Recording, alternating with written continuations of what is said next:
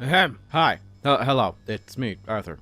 Just showing up to ask you a simple question, and this is, do you like demons? Like, really like demons? Cool, because I do. Fun fact about me, back when I actually gave a single damn about being a competitive player in 40k was back in 8th edition. I was running Nurgle Demons Soup and basically clearing out locals. It was 3 Great Unclean Ones and 1 Rotigus, which I had spent all of my money acquiring, but by God was it such a good waste of my money and time. No one knew how to cut their way through all that fat. 'Tis some of my favorite memories, but regardless, I like demons, and my lineage of play comes from back then, so I thought it was time for me to cash in and just talk about all the demons. Demons are a fun idea. They are either people who transcended their mortal being by becoming souls claimed by the gods, or they are shards of the gods themselves, or both. I realize that becoming a demon is not inherently all that difficult, but it is still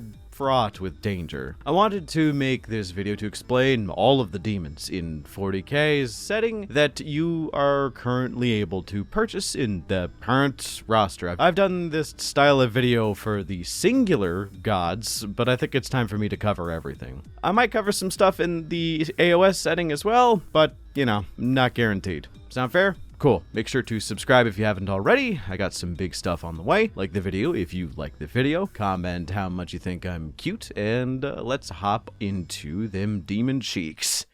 Yeah. Ew. Starting off, we have to hit a sort of set of honorable mentions, as there are some demon-adjacent stuff that either isn't fully a demon or isn't aligned with one of the gods, but also, like, genuinely is a demon. I wanted to cover them because, well, they count, and I'd be remiss not to bring them up. Starting off with something that came as a bit of a surprise to me when my research, Furies. Furies are the textbook undivided demon. They're kind of the only generic undivided one. Firstly, I didn't know they were removed from the 40k store and are kind of just a Warcry only thing at the moment. That is kind of bullshit, but a Fury is kind of the lowest dregs of demonhood. See, if you serve the Chaos Gods, but only for your own selfish desires, with no actual desire to fulfill the gods' wishes, when you die, none of the Chaos Gods are going to want to claim your soul because you don't really have the zhuzh that they want. So your soul matter coalesces with other individuals to create a Fury, which I am struggling in this script not to say furry. I don't know why my brain and mouth wants to say that. Maybe there's some kind of subconscious link here about anger and furries. I don't know what it is, but whatever. Tangent aside, these are sort of pseudo-demons that play the part of scavengers across the battlefields and the warp of other demons. They are cool, and I'm legit sad that their old derpy model isn't playable anymore, and I like the new one, but it's not really a thing you can play with in 40k, which is shitty. Hopefully they get a refresh that can be used. Quick mention to a sort of demon, which is the Chaos Spawn. Chaos Spawn are only sort of demons, as they can be mortals or demons, to my knowledge, who receive too many boons, thus turning them into basically just a gibbering mouther from Pathfinder, D&D, whatever. They often are very hard to kill, but sometimes can be resurrected by the whims of the gods if they have a task that needs to be finished, or Tzeentch is feeling particularly whimsical that day, which is cruel, and man, I will always love their model, even if they are a bit old, and shout out to the Gargantuan Chaos Spawn. I adore that. It's such a good model. Then, after them, we have to discuss the obvious one, which is Demon Princes. I'm just gonna cover them here instead of once per god, but yeah, a mortal who is basically the perfect representation of a god's ideals can be granted enough power to ascend to a greater demon level status and gain a shard of their god's power to become a demon prince. They are basically immortal and can reform infinitely as long as their god wills it. They have unique power sets depending on the god they work with, but the interesting part is that each demon prince can be chaos undivided, meaning they worship each god equally or no gods at all. They get power from all their sources and get very few of the drawbacks, and if one god tries to sway them a bit more, the other gods will anchor this individual back and protect them, which is kind of weird, but the gods are very picky like that, and they're just one of the most powerful beings in the setting. The last miscellaneous demon is the goddamn Soul Grinder, created by Vastor, who is a demon demigod of chaos and the Lord of the Forge of Souls. Souls. The Forge of Souls is a place that when a greater demon dies, they can go to if they're desperate. Essentially, you can kill a greater demon with a lot of effort. They will eventually reform at some point, but it could take years or decades or even centuries depending on the level of ambient energy and dedicated sacrifices sent to them for them to make a physical body again. But if you make a deal with the masters of the Forge of Souls, you can be brought back relatively quickly as a soul grinder. The deal is simple. They give you a target goal, usually kill a specific amount of people or a specific person, destroy a set number of vehicles, and you're free to get your old body back, but right now you'll get a rental physical body. If you agree, you get this cool ass flesh metal body with a bunch of high-end gear that's made from the scraps of old vehicles and demon engines that they collected. And you then have to abide by 3 rules once you sign this contract, basically swearing oaths. So number 1, all people you kill, their souls go to the Forge, not to your god. 2, all vehicles you destroy, they go to the Forge for raw materials, not anyone else. And 3, if say a god or a demon-aligned faction attacks the Forge, it doesn't matter if it is your god, you have to fight to defend it. Agreeing to all 3 of these, you are allowed out to strut and hopefully pay off your debt, which I'm told is about as easy as trying to understand XQC most days, though as someone who has lived pretty close to Quebec, I will state that people from Laval just sound like that. Jesus. But yeah, let's get into Khorne and Khorne accessories. What even is a Khorne demon? A Khorne demon has to embody the idea of murder, battle, and bloodshed, though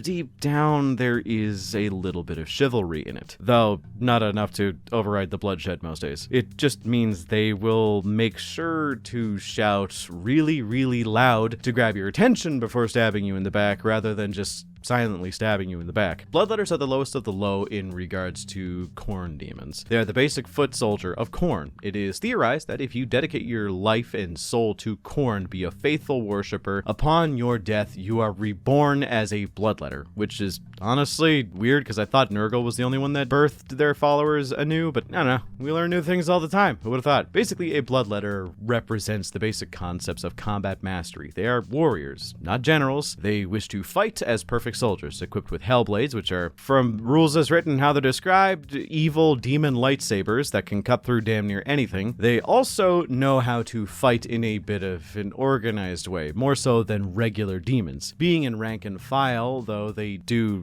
like to compete for skulls when things go tits up, which for Khorne demons kind of often does. Shout out to the weirder versions and the side grades of bloodletters, like the heralds, also known as bloodmasters, which I don't like. I like calling them bloodmasters because that's just a new name they were given. They are just older bloodletters. Basically, they receive a lot of blessings from Khorne. They have survived a while and impressed Khorne quite a lot. They're more tactically sound and quite a bit smart. We also have rend masters who ride atop these brass thrones of Khorne that represent the original throne that Khorne is currently sitting atop. These dudes play moral support and just basically boost up the morale of every single person around them as long as they're aligned with Khorne. And lastly, Skulltaker. He's a singular entity, a named dude, but he is apparently so obsessed with taking skulls that it is in his name. He's Khorne's favorite little boy, don't you know? My favorite of Khorne's lineup is obviously the skull cannon. It is so on the nose. It's a living demon weapon forged from hell brass, evil metal, magic metal brass. I don't know. And is a living being. The demons who made it ride on top and run it through battle. It will eat infantrymen whole and incinerate their entire body, spitting out the bones from behind them, keeping the skulls because that's really the only thing that they need. And what do you think that it does with the skulls once they're inside? It fires them like a fucking cannon. Long-range blasting type shit. I love it. I just wish there was a rule interaction between the Skulltaker, who can give skulls to the skull cannon. My god, is Khorne one note, but it is a glorious one. Juggernauts are giant dog bulls that are living creatures covered in such thick brass armor, people actually think they're robots, which probably hurts their feelings, because if you couldn't tell, they're actually very temperamental, but I couldn't care less as they scary. They are created and given out basically as rewards to powerful Khorne champions, both immortal and not, creating blood crushers if you're a demon, and creating skull crushers if you're human. Speaking of dogs, fleshhounds. Love them, hate them, use them to gut the back row ranged units in Total Warhammer 3. The fleshhounds are Khorne's way of hunting raining down psychers and wizards depending on the setting on the battlefield, because as we all know, Khorne really hates nerds and sticks his pit bulls on them in order to really get that across. They have magical, not magic, brass collars that make them resist magical influences as well as psychic influences, again, depending on the setting. And they're basically deployed in packs to take care of these kinds of entities, because Khorne hates a hucked fireball when he can't do that himself, depending on the setting, because I know there are rituals that you can do in AOS, but that's not magic, that's prayer. That's something different. This is a topic for another time. Though, in AOS, there was also a Khorne champion who was given a fleshhound as a pet, which is cool. I guess they could be, pet dogs if you try hard enough and Khorne thinks you're a rad enough guy. Also, shout out to Karbonic, the Cerberus stand-in for 40k. He's basically here to hunt down the biggest and baddest and most hated shit that Khorne really wants dead. If he sends Karbonic after you, you'll probably get got by the beast at some point, because they will hunt you down until you're dead. They will not stop. And lastly, we got the best of the best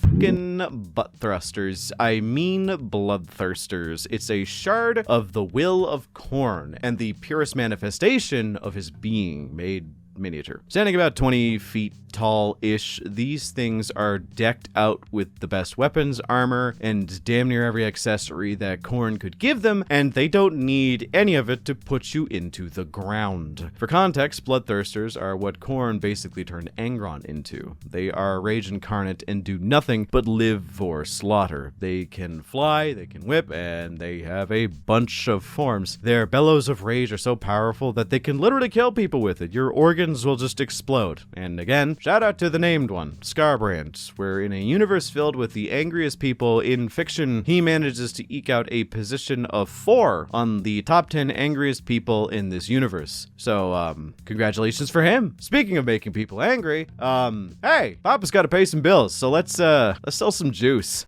GamerSupps has been a gracious sponsor of this channel for quite some time, and when the juice man cometh, I shall deliver with...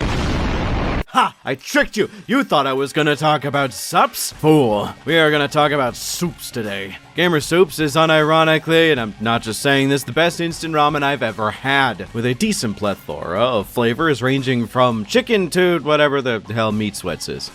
Oh, spicy chicken. Neat. Let me put you on some game here when you do. If you're not gonna die from too much sodium, when you cook your noodles in your water, don't add the seasoning packet, don't add anything, just wait for them to be tender, put them in your little bowl or receptacle of choice, add a little bit of the water back in, not too much, not a little bit less than what you'd normally do, some soy sauce, a little bit of Kewpie mayo, then put the seasoning packet in, mix that up, and if you're feeling a little bit extra fancy, fry an egg, put it on top, break that open, you'll thank me later. So, using my code BONEZONE at checkout, you will be granted a wonderful bonus of 10% off your purchase. While you're at it, grab some GamerSupps Premium Energy, which is also pretty damn good, but I've gone on too long about soups. I must return to the demons. Slaanesh demons are just odd. Most of the Chaos Gods operate on their own set of rules, though they also have to follow the demon basic principles. Slaanesh is kind of an outlier out of the main 4, because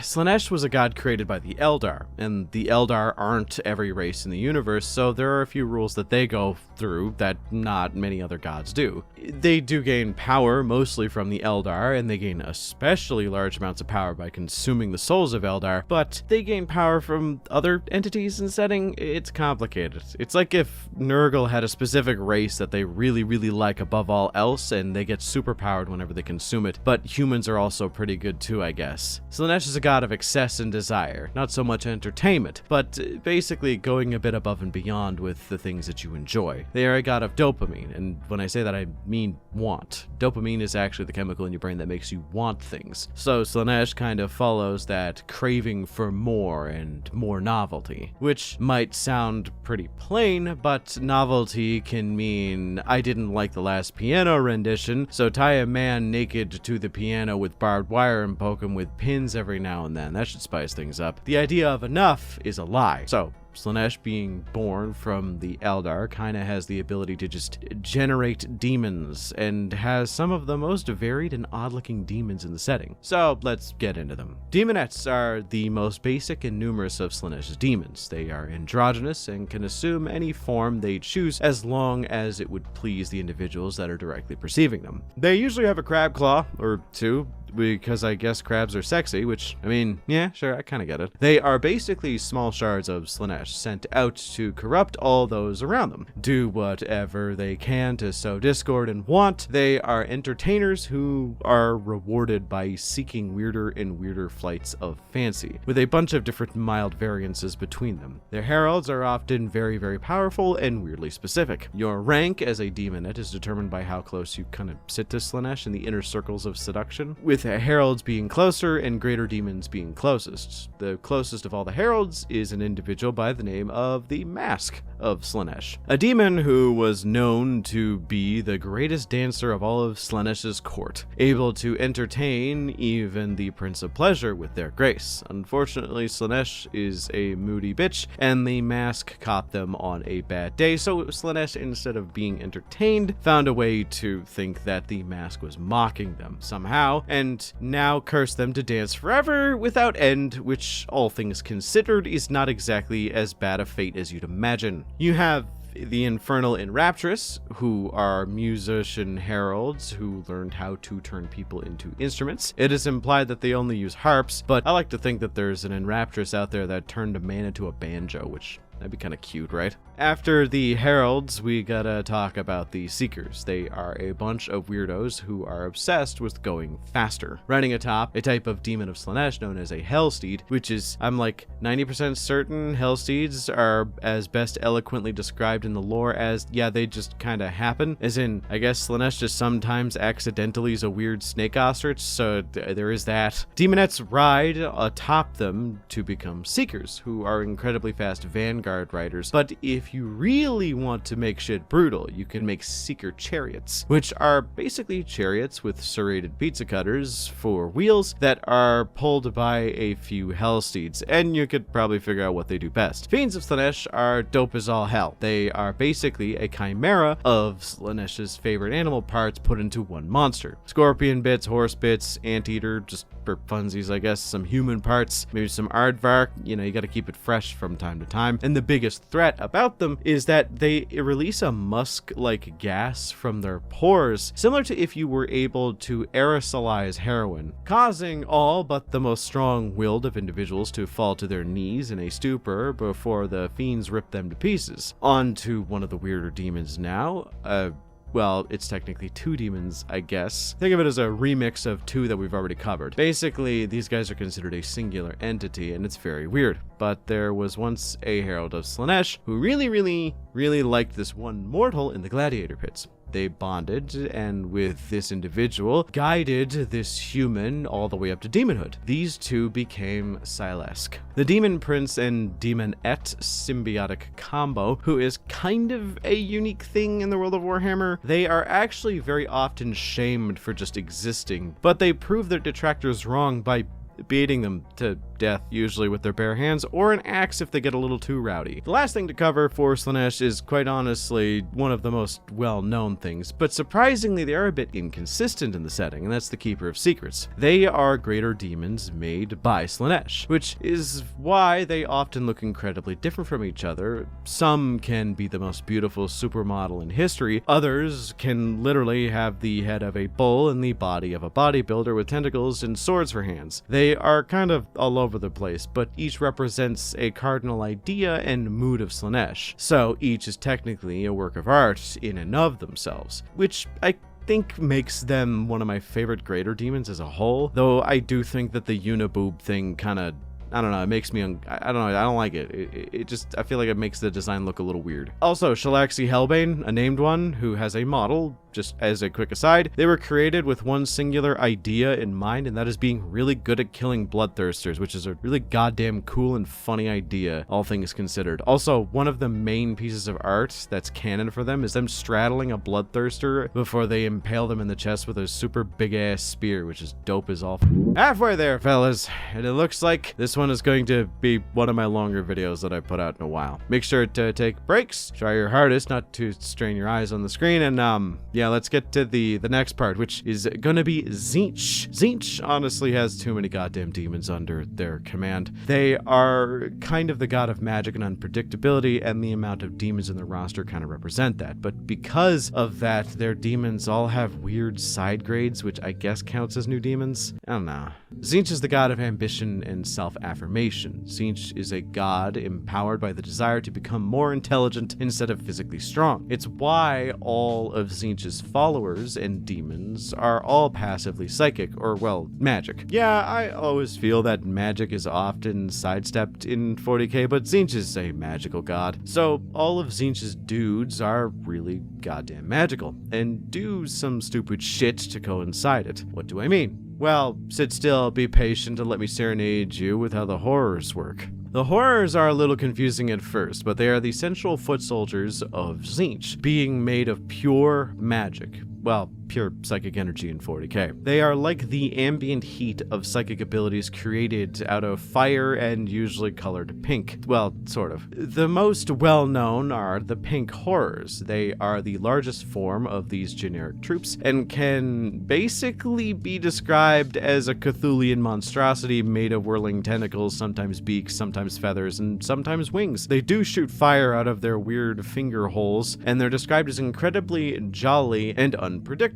Mostly they're described as being capricious, which is a word that I didn't know until this video, so that's cool. You learn something new all the time. But pink horrors shoot fireballs out of their weird finger holes that are made out of the strongest flame of Tzeentch, I guess, and are ambiently psychic to some degree. But the fun part happens when you kill a pink horror. They split into two smaller blue horrors. They are weaker, they don't really shoot as strong a fire as it is a blue fire. They are just kind of weird, and instead of being incredibly happy, they're sad for some reason. Apparently they are very depressed. But before you think this is where it all ends, you have to see what happens when you kill a blue horror, because a blue horror explodes into a pair of brimstone horrors made of the weakest fires of Tzeentch. They also apparently smell so bad that they're often compared to a Nurgle demon in terms of stench, which is where you get their name, brimstone horrors. Brimstone horrors are not sad or happy, they are instead incredibly mad all the time and also incredibly vindictive to the point of being a bit disconcerting for something so small and also made of fire. But after a brimstone horror dies, they're just, I guess, swirled away in a magical cloud and returned to the ether to be turned into something of a more consequential color later. Say it with me now. You also have the Heralds of Tzeentch, which for Tzeentch is just a very large pink horror that have a different job. The simplest is the Change Caster, which is just a big pink horror, which is cool, I guess. You have the Fate Skimmer, who is the same deal, but they ride a burning chariot. You have Flux Masters, who ride the boogie boards of Tzeentch, and probably a bunch more that don't get representation. Tzeentch is kind of confusing like that. But what is a burning chariot, and what is a disc of Tzeentch? Well, to understand that, we kind of have to cover what a screamer is first. Screamers are weird flying manta rays who drift through the ether and yell at things until they blow up. These are kind of the horse equivalent to Tzeentch, like a juggernaut or a hellsteed for the prior two people we covered, or the prior two gods we covered. Screamers pull burning chariots, which are basically just vehicles, if you can really call it that amplifies the psychic might of the individual traveling on it and also allows them to move faster than most would. It can only really work for smaller Tzeentch demons. Sometimes a screamer can be pounded into a perfect circular shape and be used as a boogie board with more stability and control. This is a disc of Tzeentch, and a lot of people use them to get around, as it's pretty cool to have a manta ray that was turned into your own personal evil flying nimbus. I kind of like it. The last thing of the horrors I can really talk about is these cute little fellas, the blue scribes. Their names are... what? I mean, I get it. One of them has the name and the other one has the same name, but in reverse. But I'm not even going to try that. I don't even know how you would say that, let alone say it backwards. But they are twin blue horrors who are on a quest to find and write down every single spell in history. See, back in the day, Tzeentch was pretty powerful, but probably a plot from one of the other gods ended with them losing a lot of their forbidden knowledge. So the blue scribes work as hard as they can to find all of the lost spells and write them down in their little books and binders and shit. They also use them to to their advantage in combat, casting random spells and previously unknown spells at enemies, which is really random and really fun. Then you have the Flamers and Exalted Flamers. They are basically wild animals created by Tzeentch to represent the corrupting powers of Tzeentch. They look like sentient wizard robes and shoot fire out of their hands that for some reason doesn't burn you sometimes. It can. When a normal flamer of Tzeentch hits you, it's actually a random effect every time. It could evaporate your clothing and embarrass the hell out of you, or it could turn you into a pile of mutagenic slime and everything in between. Usually the flamers travel in packs, so you're going to be hit with multiple status debuffs at the same time. It's basically going to end with you looking like you walk through Blighttown and Dark Souls for the first time with no armor or resistances. Exalted Flamers are the same thing, but bigger, meaner, and if memory serves me correctly, they can have some degree of control over the flames which they emit, which is fucking terrifying. The greater demons of Tzeentch are the goddamn Lords of Change. For some reason, they aren't horrid monstrosities, they are just 30-foot birdmen. These giant blue vulture assholes are just master wizards, but birds. That kind of just sums them up. They represent Tzeentch's desire to change and mutate the world. They have mastery over the most dangerous spells, and often have their own unique specialisms depending on the bird. When one is summoned, worlds usually end up devolving into chaos, both literally and metaphorically. Kairos Fateweaver is considered one of the strongest, though he is especially weird. I'm not gonna touch on his backstory a bit too much, but he was a Lord of Change that after being thrown into the Well of Eternity, which we don't really know what the Well of Eternity is, it's just a very big hole in the middle of the warp that Tzeentch seems to have a fascination with because even he, it, they, she, doesn't know what's in it. Kairos came back up and was the only Lord of Change to do so, now being mutated with two heads. One head can see the past with perfect recall, and the other head can see the future with near shocking clarity. Trade-off? Both were blind, like physically blind, like they couldn't see what was happening in front of them, so they could only predict what was going to happen next and react to it before it happens, but it made them a little bit tricky to deal with in combat because sometimes they can react fast enough and sometimes they can't. It's odd, but yeah, the last demon and the weirdest one out of this list that isn't a greater demon is the Changeling. The Changeling is, well, we don't know actually. They are an ancient Tzeentchian demon who was given the power to be able to transform into literally anything physically, no matter how big or how small. They were given two conditions though. Do not turn into Tzeentch, and do not ever turn into yourself. Albeit that second one is mainly just because they forgot what their original form was. But the Changeling actually spends most of their days playing jokes on people, so I guess that's a bit innocent in theory, but the pranks are a bit malicious, you know, like replacing toothpaste with mayonnaise and tanning oil with cooking oil are kind of the start of it, and usually end with them stealing the pins out of every single grenade on a person's bandolier, leaving his entire company platoon dead, but using his magic to shield the person who died so that he goes crazy and then gets him locked up in a mental asylum. You know, just hot girl shit, I guess. On to the last of the gods, and probably my favorite. Okay, I say probably like I didn't open up this video with me saying that I played 4 Great Unclean Ones in 8th edition as my main tournament list, but yeah, we are talking about the god of stink, poop, flies, and more poop. I love Nurgle. I think Nurgle isn't the god per se I would fall to, but I do love their aesthetic, their body horror, and the idea of a virus that mutates someone into a cool monster has always been a fixation of mine. What can I say? I grew up playing every Resident Evil I could get my grubby little hands on, and it shows here. Nurgle is the god of fear, anxiety, depression, and basically all-encompassing mental illnesses they're in. But all their demons represent that, as they are a bit of a slow, plodding, gibbering masses of permanently afflicted individuals who have a bunch of weird diseases and also are weirdly obsessive. So let's start small, like really small, and work our way up. The Nurglings of Nurgle are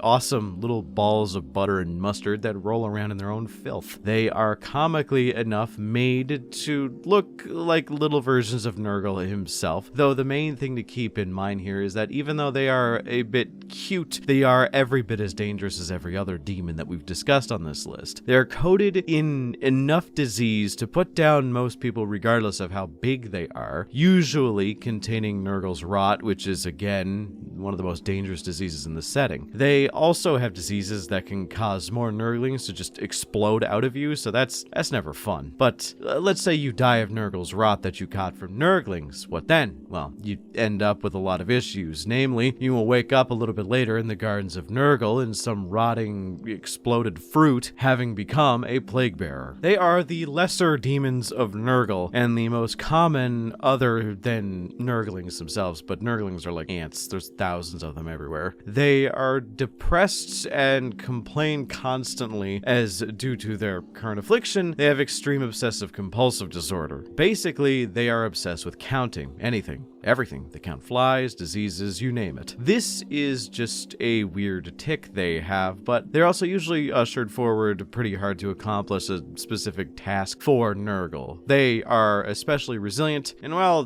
what you see is what you get. They're bloated, fat, rot as monster men. When they get enough boons from Nurgle, they can become a herald, like every other demon faction. But the fun part about that is, well, there are other ways plague bearers can become heralds. When someone afflicted with Nurgle's rot is especially resilient to it and is able to willpower to last longer than the majority of other demons, Nurgle applauds their resistance. So, when they inevitably pass away from the disease, they come into being as a larger, more formidable version of the standard plague bearer. These individuals are usually a lot stronger and rise through the ranks to become what is called a poxbringer, the most standard version of the heralds. They become less sad and more sardonic, allegedly, making gallows humor style jokes that most people don't really find funny, even the funny people of Nurgle. If Nurgle is displeased, however, they can actually afflict plague bearers with diseases that are actually not really smiled upon. So when a herald does something, or just a regular plague bearer does something that the plague god does not favor, they'll either kill them or afflict them with one of these diseases. And the one that I want to talk about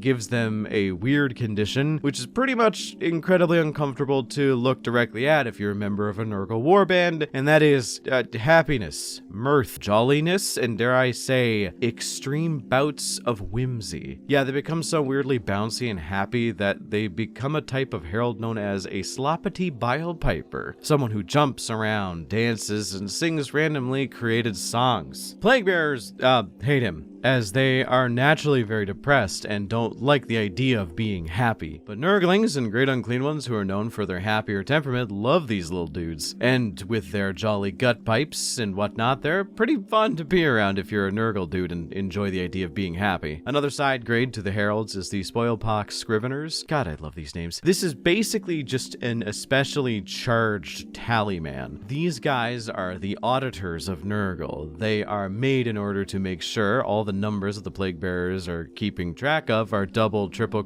okay, they just count 7 times to make sure that everybody's numbers are in check. They are also known to be very loud, if you couldn't tell by their gigantic goddamn mouths, and also for some reason they're no longer playable in 40k, it looks like, though I could be not seeing them. I just don't see them in the store online. I didn't check Wahapedia to see if they were still there, but you know. Shout out to Horticulus Slimux and his pet snail Mulch. They are a demon pairing that's kind of unique. Slimux is the Grand Gardener of Nurgle, and his pet snail Mulch is a type of demon we only see one of, and that's a molluscoid, which is a fun name to say. Subsisting on a diet of nothing but Nurglings, this dude is actually the Grand Cultivator. He creates Nurgle's terrain, like trees, gardens, and so on and so forth, and he actually can bring that into the game, like with the planting of another demon known as a feculent Gnarlmaw. This is a demon, but it's basically just a Nurgle tree. They are a demon. It's specifically stated in lore they are alive, and they do feel hate. These are weird. They're just things that spread corruption and essentially terraform areas for more diseases to be formed in. Slimux can actually plant these and speed up the process because he's just that good of a gardener. Speaking of farming, you can't have farms without cows, and one of the things that Slimux likes to do is herd beasts of Nurgle around, as they're really good beasts of burden that can do a lot of good for the ground and the soil for diseased plants. Beasts of Nurgle are basically cruel jokes on reality personality. Beasts are friendly, very happy, and get weirdly excited when the idea of making new friends is brought up. So they jump at people, not knowing that they're thousands of pounds, and acidic slime instantly crushes and then melts someone into a pile of sludge. These dudes then are pretty quick to forget, and then immediately upon seeing new friends, do the same thing to them over and over again. They're very friendly, but also very dangerous. But this also leads to the creation of another thing, which is the sad ending for a Beast of Nurgle. When a Beast of Nurgle contracts depression from having killed so many of their friends, they literally create a cocoon of their sadness and grief, and then come out as something new, quite hateful and buggy. This is how you get plague drones, and they are not happy. They actually are quite angry. They are used as mounts by plague bearers in order to get around, with the proboscis on their faces used to capture and rip off the heads of enemies. They then digest it a little bit and turn it into what is referred to as a death's head. These ripened death's heads are just, it's a plague bomb. It explodes when it hits someone. It's also keeping skulls away from Khorne, which is really funny.